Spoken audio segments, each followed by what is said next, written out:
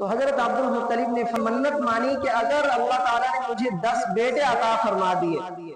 اور وہ 10 کے 10 میرے دستے بازو بن گئے، میرے ساتھ کام کرنے والے بن گئے، میرا دفاع کرنے والے بن گئے، تو میں ان میں سے ایک کو اللہ کے راستے میں خانہ کعبہ کے پاس قربان کروں گا۔ جب اللہ تعالیٰ نے ان کو 10 بیٹے عطا فرما دیے اور وہ سارے کے سارے ان کے دستے بازو بن گئے، ان کے مددگار بن گئے، ان کو اپنی منت یاد آئی، انہوں نے اپنے بیٹوں کو بتایا کہ میں نے یہ منت مانی تھی، تو سب بیٹوں نے اس پر اطمینان کا اظہار کیا کہ ہم سب اس پر راضی ہیں، آپ اپنی منت پوری کریں۔ 10 بیٹوں کے درمیان انہوں نے قرآن اندازی کی۔ حضرت عبداللہ جو عبد المطلب کے سب سے چہیتے اور سب سے پیارے بیٹے تھے، ان کے نام قرآن نکل آیا۔ اب عبد المطلب نے اپنے بیٹے حضرت عبداللہ کا ہاتھ پکڑا، چھری لی اور خانہ کعبہ کے پاس پہنچ گئے ان کو ذبح کرنے کے لیے۔ حضرت عبداللہ کے ننیال والے اور حضرت ابو طالب سامنے آ گئے اور عبد المطلب سے کہنے لگے کہ آپ ان کو ذبح نہ کریں۔ عبد المطلب نے فرمایا کہ پھر میں اپنی منت کا کیا کروں؟ انہوں نے کہا کہ یہاں پر ایک کاہنہ عورت رہتی ہے، وہ بڑی سمجھدار ہے، ہم اس کے پاس چلتے ہیں، اس سے کوئی حل دریافت کرتے ہیں۔ اس کاہنہ عورت کے پاس گئے، اس نے عبد المطلب سے پوچھا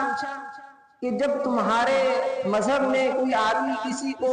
خطاً قتل کر دیتا ہے، غلطی سے قتل کر دیتا ہے، تو اس کی دیت کیا ہوتی ہے؟ عبد المطلب نے فرمایا کہ اس کی دیت 10 اونٹ ہوتی ہے۔ تو اس عورت نے کہا کہ آپ 10 اونٹوں میں اور عبداللہ کے درمیان قرآن اندازی کریں، جس کا نام نکل آئے، اگر اونٹوں کا نام نکل آئے تو آپ 10 اونٹوں کو قربان کر دیں اور عبداللہ کی جان بچا لیں، اگر عبداللہ کا نام نکل آئے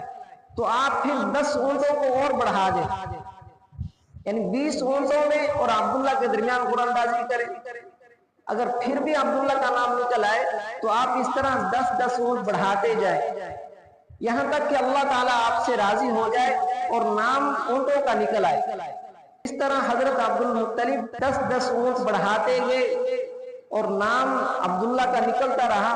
یہاں تک کہ جب 100 اونٹ ہو گئے تو پھر قرآن اندازی کی تو پھر 100 اونٹوں کا نام نکل آیا۔